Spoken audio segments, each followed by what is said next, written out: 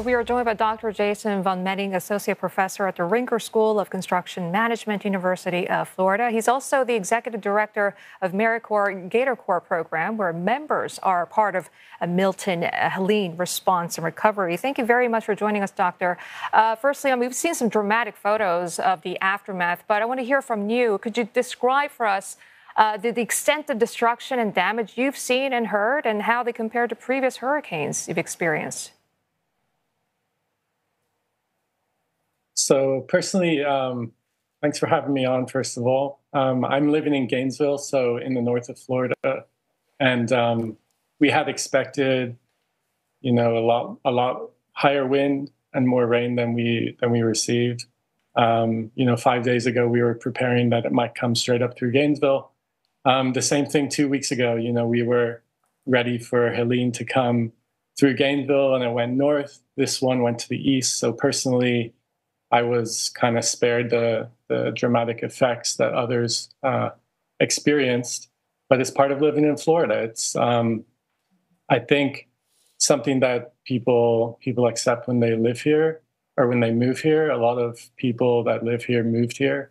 At some point, it's like the foundation of the economy. The Florida dream, building more coastal properties and inviting people to move here for a piece of paradise, right? So I think what is unexpected is the frequency of destruction in the last couple of years. So if you're living down, Cape Coral, Fort Myers, Tampa area, there's been just a series of devastating storms, and some people have now been flooded, 3 or 4 times in the past couple of years.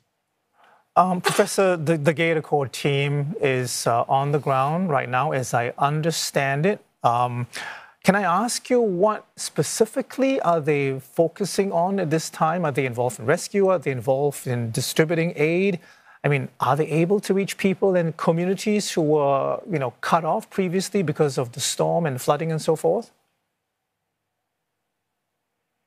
So I can explain a little bit about GatorCorps. We have a group of AmeriCorps members based at different places where we do research in Florida. So my research institute has a footprint across Florida. Our members, at the moment, we're just kind of deciding exactly what to do. We have an agreement with the city of Cedar Key, with the mayor there, where some of our members are hosted to actually help them out not only with recovery work, but in reducing risk. And really reducing risk in the long term is the focus of my research institute. It's the focus of GatorCorps members. Our mission really is to serve Floridians with resilience education and training. And that's kind of our focus. So it's kind of more in the recovery and reconstruction phase that we would hope to do things better. And I think that's really the focus for my team, whether it's those AmeriCorps members that are doing national service, or it's my research partners and organizations and cities that we work with. Your view is shared with the guests we had earlier on as well in terms of the reconstruction phase, but I want to ask you about, the fatalities and the cost, of course, still being collated. All things considered, though, do you feel residents and the various agencies responded well as they could to a double hit, of Milton and before that Helene? Yeah, I mean, personally, I've always been kind of a big believer in depending on your community, depending on each other. And I think when I talk to my students, when I talk to communities I work with, I always try to focus on the fact that your neighbor is the first responder.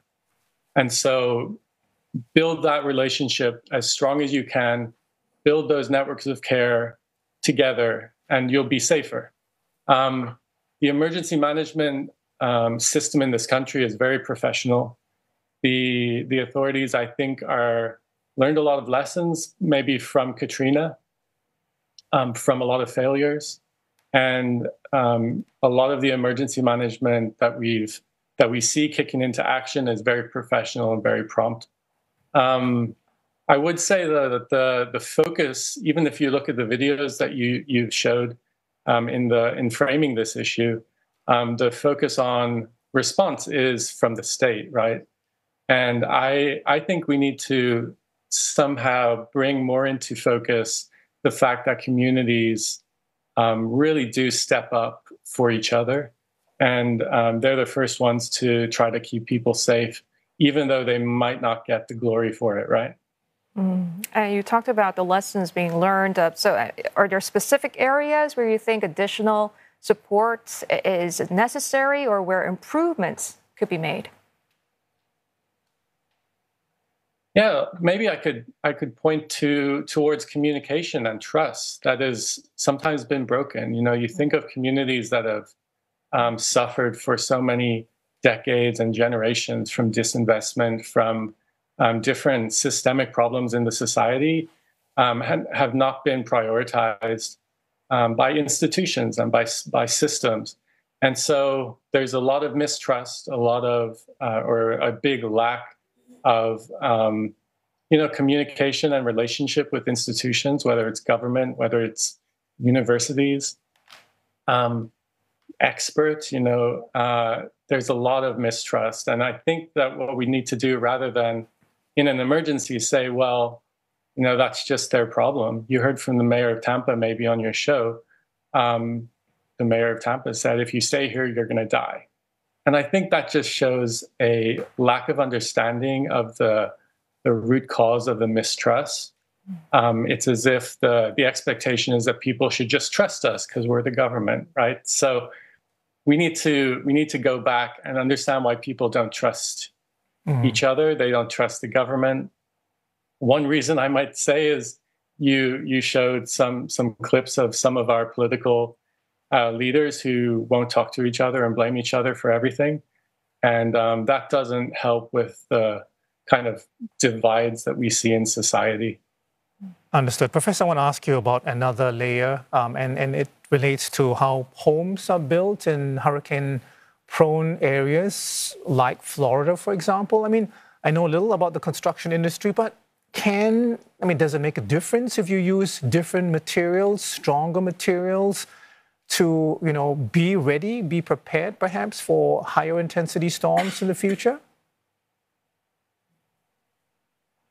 Yes, absolutely. So Florida has a history of, experiencing devastating impacts from storms and learning from it. And so in the last 25 to 30 years, we've seen a big shift in construction standards, building codes, expectations of residents for safety.